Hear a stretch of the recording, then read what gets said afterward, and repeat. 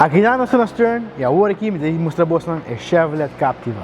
A Chevrolet Captiva aqui tem auto para inteira família. Aqui tem um espaço da manda.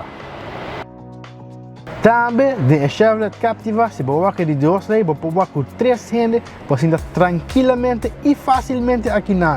Aqui que batalha roupa e espaço para a cabeça, mas também batalha roupa e espaço para a pia.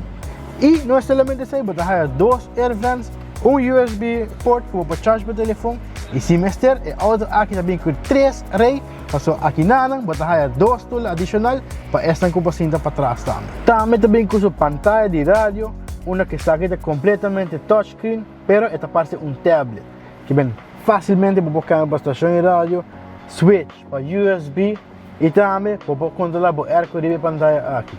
Botar incluso também que está full digital e também para estar para auto via push start button. E auto aqui também com um motor de 1.5 litros 4 cilindros, pelo que está segredo, e também tem um motor de turbo engine que tranquilamente e por carga e curva de auto que vai uma curva de céu. E auto aqui está em 4 cores. A parte de início aqui está em blue, branco e também preto. Pois, se algo te interessar para mais de auto aqui, passa aqui na Stern, nós temos de 8 horas para 5 e meia e nós está claro para ajudar com o auto novo.